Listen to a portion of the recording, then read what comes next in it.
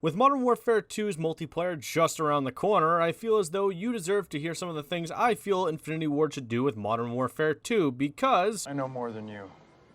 Alright. I also want to provide some sort of disclaimer, as I've only seen a few map leaks, the story trailer, and the updated Gunsmith they've only briefly talked about. I'm doing this mainly because I would rather state my thoughts now to get my hopes up to be inevitably disappointed at launch when things go wrong and aren't in the game that I really hoped that they would, or maybe I'm pleasantly surprised when the game launches and things that I want are in the game. Yet, this is a Call of Duty game and the developers seem to be so out of touch with this community. You know, Godzilla vs. Kong, am I right? Get rid of skill-based matchmaking. Oh yeah, it's that type of video. I don't know about you, but something about a system that literally punishes players for spending the hours to get good is extremely counterintuitive to what you want to be doing. I understand wanting to help the casual player, the guy that's probably just got off work, wants to enjoy a couple games of COD. Well, guess what? That player doesn't really exist. Well, they probably do, but your core fan base, those that actually want to, play the game, that chug G Fuel and snort Adderall, are the ones that are dumping tons of hours and money into your game. Guess what happens when you alienate that player base? Games like this, they overtake you. And fuck if I'm going back to playing this game. Get rid of Gunsmith. It might be a little too late, and I'm saying probably like by miles too late to do anything about this, but I want to share my disdain for this absolutely garbage system. It's a system that exists to make the game feel more immersive and offer the player various ways to play the game. Anyone knows that. While a great thing in terms of customization, it's a terrible thing in terms of balance, and anyone with eyes can fucking see that. It offers too many variables to the game in terms of movement, handling, and damage. Honestly, the game is better off just not having it at all and removing it straight up from the game.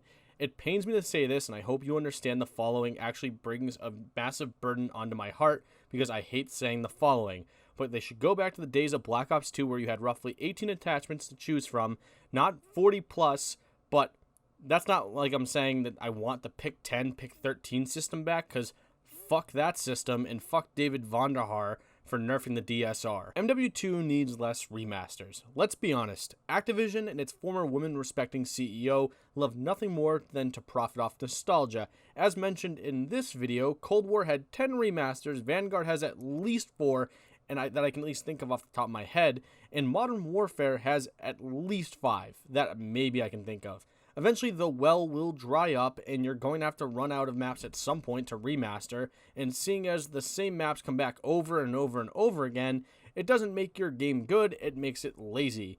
By the way, I lied, I saw that Terminal and Favela are coming back, so that's super innovative. For MW2 to truly succeed, we need updates faster. I'm not talking about the weapon balance, because who truly cares about that, but things such as server issues, map spawns, or even somehow skins making people invisible lingering up until like the new season or mid-season update is inexcusable. You want my money? Fix the $70 game I purchased in a timely manner, you indegenerable fuck. That made no sense, but part of this is probably due to the multi-platform issue for previous gen and new gen. Seeing as they're still releasing it for old gen consoles, I doubt this part gets fixed.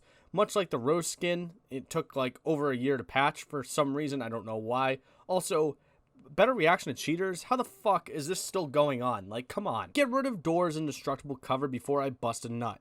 I've debated internally whether or not the Gunsmith of the doors are the single worst addition to a Call of Duty game ever. While Gunsmith causes balance issues, I can at least get over it and accept it. Yet the doors mechanic is the single most stupidest ass mechanic I have ever seen in a video game. While it works well for Warzone and a fast action multiplayer like Call of Duty, it ruins the core fundamentals of the game.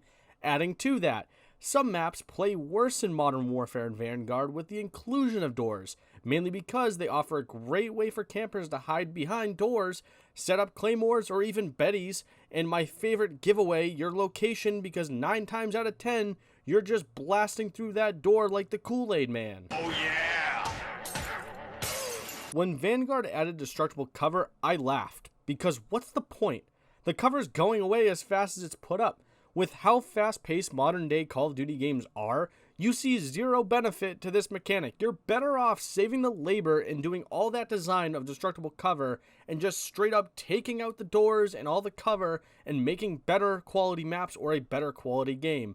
I don't see any point to that. You just wasted the resources, homie. Get rid of Spec Ops. Seeing as Spec Ops was abandoned pretty much the day the game launched, I'd be amazed to see this back in the game. It offers little to no value other than reusing assets to play the same mission again with friends. It serves zero purpose being here, and similar to the doors mechanic, could save up a small team to work on what mattered for the game's final release. Or develop a zombies mode that's better than the garbage we're getting now. Move up the beta. Another one that is probably a bit too late for it to even matter, but the beta is in mid to late September with MW2 releasing in late October. That leaves a month to fix what will probably be a bug-riddled game, as with all of these Call of Duty games seem to be at launch. This is more of a gaming industry issue overall, but why the fuck do we keep releasing betas right before the launch, whether that be a week or a month? As mentioned, it seems rather late to fix either massive issues or tweak horrible game mechanics. Like, for instance, what if the new Gunsmith absolutely blows and causes massive balancing issues? Then guess what? This game fails like a jock in high school who believes his athleticism and good looks will carry him in life. I'm not speaking from my own personal experience, surely, but I know a guy. The only time I'd say a massive issue was fixed was the minimap during the Modern Warfare beta, which released without one, but that might have been one of the worst minimaps we have seen yet. Betas seem, by modern day standards, the final product, but we're just getting it kinda early. I remember when the Vanguard beta dropped, I expressed some of my concerns which later showed in the final product, and some of these were pretty major issues. Seeing as it's a little too late, here's my suggestion of how you handle things like alphas and betas. Alphas being in April and a beta being in July or August, with your release possibly being in November or October. And this will give you enough time to fix things such as bugs, glitches, whatever. I also imagine, and this is some random thought that I just had, that they do a lot of these late betas to build up hype for the game that will end up just having no player base after a month anyway, so whatever. Add pro perks. Adding pro perks has been something Call of Duty fans have been begging for quite some time, and why they haven't been added is probably the same reason why Vondi corrected Scumpy's angry tweet. The developer is rather unaware to what the player base really wants and needs. To be honest, the removal of pro perks has always been something that was sort of, perplexed me a bit, as it was a massively popular addition that never really broke the game other than maybe a handful of perks that could have easily been tweaked. Yet Call of Duty has found tons of ways around the pro perk system by either straight up adding perks to Gunsmith or just using attachments for perk-like statistics.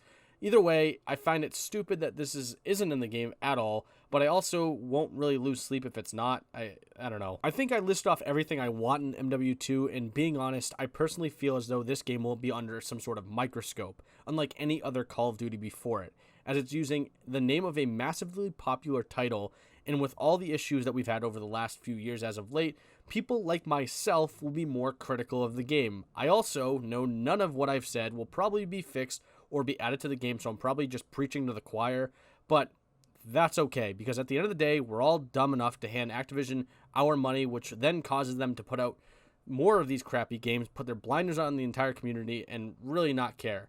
So, anyways, enough ranting. For my outro, I would like to show you some videos of kittens, as this plays let me tell you about how I have a merch shop now on TeePublic. So if you want anything like shirts, stickers, and phone cases with a logo from your least favorite commentator, feel free to buy one here. It will be in my link tree below. So, what are your thoughts on MW2? What things would you like to see in the final product? Thanks for watching. Eat Arby's, and that kind of means eat shit if you were mad at all. And, well,